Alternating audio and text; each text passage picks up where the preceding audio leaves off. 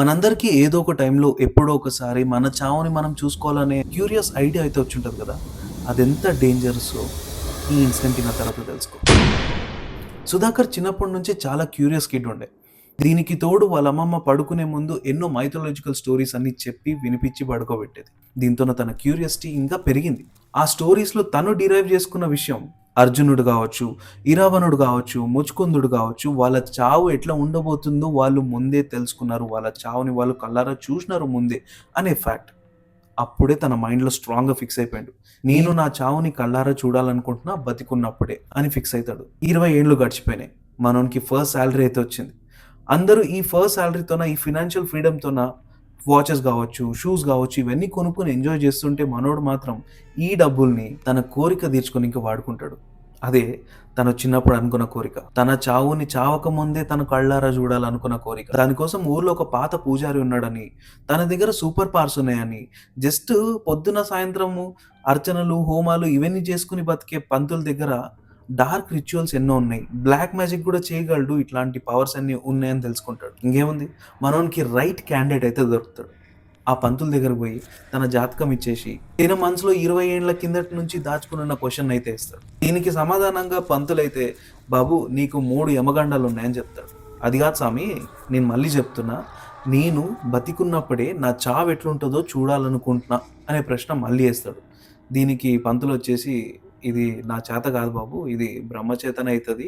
కానీ ఈ 3 యమగండాల్లో ఒకటి ఏదైనా నీ చావుకి దారి తీస్తే అదెంత దారుణంగా ఉంటదో, అది ఎట్లా ఉండబోతుందో నీకైతే చూపిగల కొన్ని రిచువల్స్ ద్వారా అని చెప్తాడు. ఇదే తను కోరుకున్నది. అనుకున్నట్టే పంతులు ఒక అమావాస్య రోజు మనోని పిలుస్తాడు.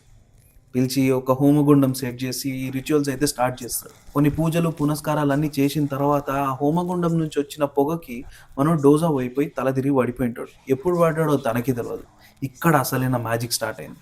అనుకున్నట్టే తను ఇన్ని రోజుల నుంచి ఎదురు చూసిన ప్రశ్నకి సమాధానం రానే వచ్చింది. తను ఒక హాస్పిటల్ బెడ్ మీద బేహోష్ అయి పడిపోయి ఉండడం, చుట్టూ నర్సెస్ ఉండడం, కానీ ఫిజికల్ ఫార్మ్ ఆఫ్ బాడీ అక్కడున్నా కానీ తను ఎక్స్పీరియన్స్ అవుతున్న మైండ్ మాత్రం ఒక కార్నర్ నుంచి ఉండి తనని చూస్తుండడం.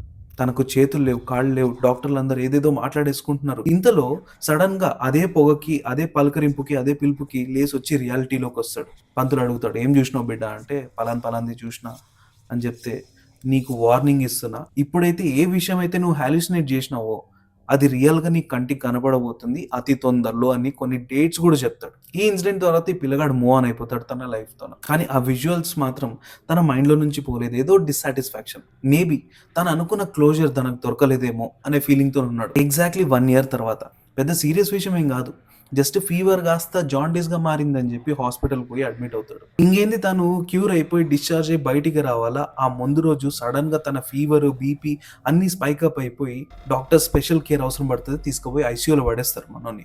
ఐసీయూలో అడ్మిట్ చేసిన తర్వాత తను తల తిరిగి పడిపోతాడు.